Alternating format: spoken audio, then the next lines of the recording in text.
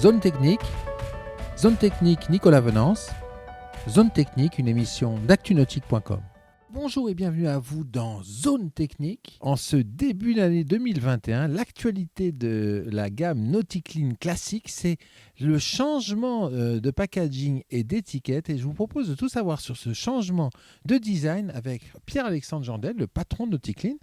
Pierre-Alexandre, bonjour. Bonjour Nicolas. Alors Pierre-Alexandre, l'actualité est chargée chez NauticClean en ce début d'année 2021. La première chose que les plaisanciers vont remarquer, c'est le changement de packaging de votre gamme classique. Oui, tout à fait. On a dû imposer des changements importants pour l'ensemble de la marque et ceux dans tous nos pays partenaires. Alors pourquoi ces changements et en quoi consistent-ils ? Alors NauticClean existe depuis maintenant 2013. On est sur un packaging, si vous voulez, français-anglais. Depuis 2015, on s'exporte vers l'Espagne, vers l'Italie, la Suisse et puis plein d'autres pays. Et on a forcément, et c'est normal, besoin que nos clients puissent traduire le nom du produit et ainsi que son mode d'emploi. Donc en fait, là, on a nos auditeurs peuvent visualiser une des toutes premières étiquettes de cette nouvelle charte graphique. Présentez-la nous.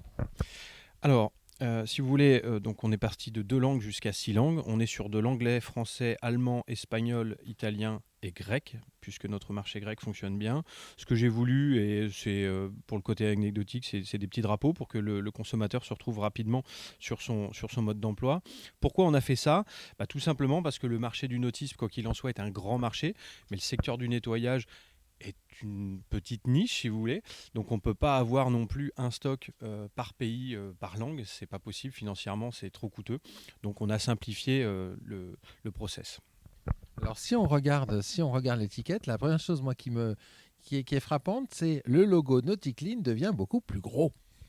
Alors c'est une bonne remarque, vous avez raison Nicolas. En fait, on rencontre souvent dans les salons des gens qui nous disent « Ah, j'adore vos produits 02, 04, 07, etc. » Mais ils ne savent même pas se rappeler de la marque qui est derrière.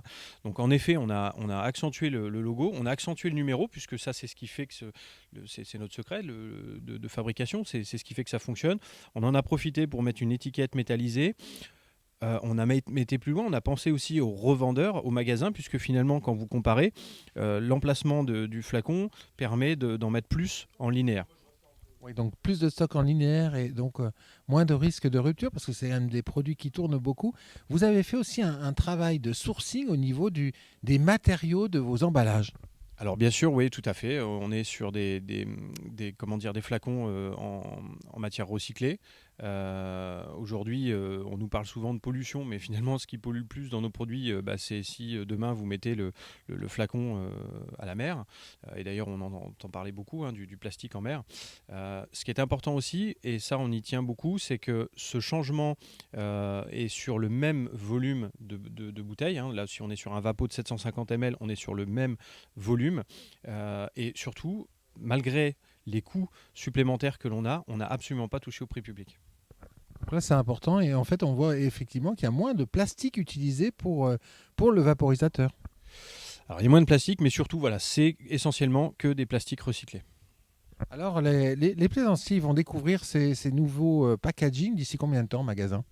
Alors, ils sont en train d'arriver. Il y a déjà des magasins qui arrivent. Alors, bien évidemment, quand on a un stock plus ancien sur, par exemple, du nettoyant par battage, on ne va pas mettre les bouteilles à la poubelle. Donc, ça va au fil de l'eau s'écouler. Donc, aujourd'hui, vous allez avoir peut-être le 0,7 qui va être remplacé, le 0,9, le 0,2, et puis successivement, toute la gamme va se lisser.